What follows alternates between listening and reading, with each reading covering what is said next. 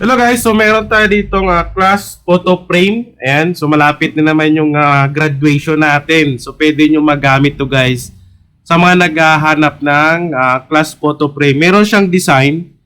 Ang gagawin dito, i-insert na lang yung picture ng mga estudyante, yung group picture nila, tapos yung teacher, yung head teacher nyo, saka yung principal. Pero depende kung ano yung gusto nyo ilalagay dyan. Dalawang frame yan para sa teacher saka sa principal. Tapos, yung logo, palitan nyo na lang ng logo ng school nyo. Okay? Tapos, yung name ng school. Tapos, kung anong batch. Ayan. So, meron siya guys. Ayan. So, pwede nyo palitan ng kulay. Ayan. Yung kulay naman, i-base nyo sa kulay ng logo nyo. O logo ng school na pagkagawan nyo. So, meron tayo ditong 40 na design sa Canva template. Nag-print lang ako ng 4 pero meron tayong sample. Ayan o. Diba? Iba-ibang design naman yan. Yan. Para sa mga naghahanap ng class photo frame. Para din na kayo mahirapan, di ba? Insert nyo na lang yung picture. Ayan o. Iba-ibang design yan. Ayan. Ayan. So insert nyo na lang yung mga class picture nyo. Ang size nito guys ay 5R. 5R yung size nito. Pero depende, pag nakakabili ka ng template, pwede mo i-resize ng ibang size.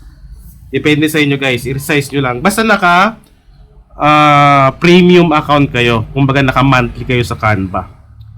Para ma-resize nyo siya. Okay? Ayan. So pwede nyo siya i-print sa RC sa Team Photo Paper, 5R. Pwede naman sa QWAP. Ayan o. Diba? Or pwede naman sa A4 size. Sa A4 size, dalawa yung pwede dyan. So, ikakat yun na lang. Ayan. Sa RC sa Team Photo Paper A4. Sa QWAP A4. At yung QWAP natin na no back print. So, depende guys sa printer nyo kung ilang GSM yung kaya.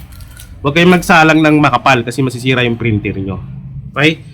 So, panoorin nyo na lang yung ating mga iba pang design dito sa ating photo frame Canva template. Ayan, class photo frame.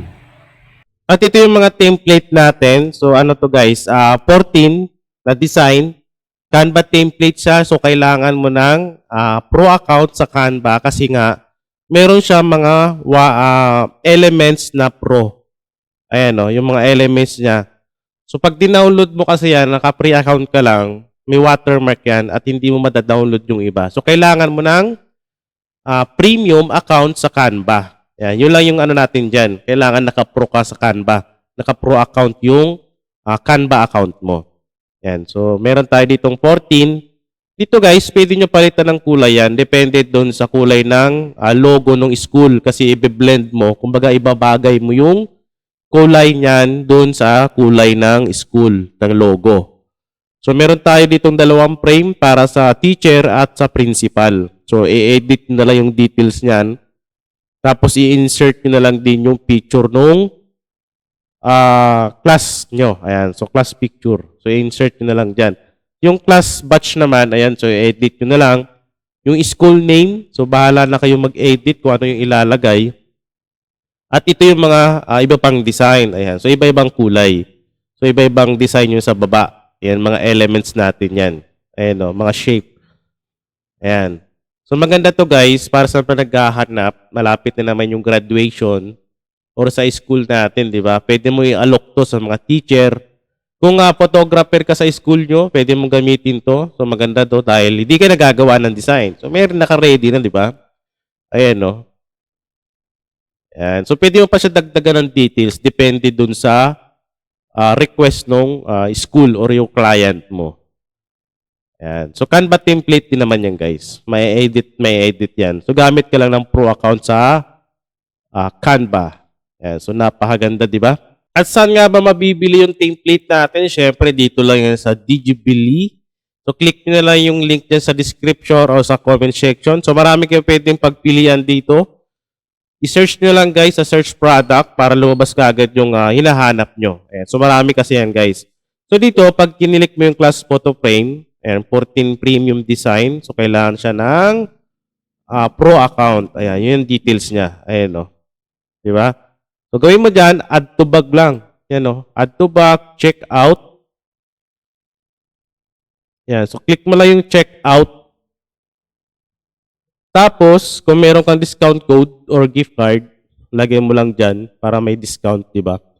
So, email, kailangan importante yan dahil dyan isisend yung email mo. Yung template.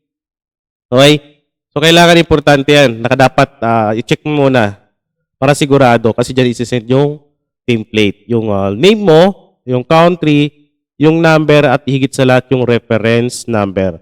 So, gagawin mo dyan, magbabayad ka muna. Pag nakabayad ka na, input mo dito yung reference number, sabay continue para ma-process ka agad yung order mo. So, ganun lang kabilis, guys.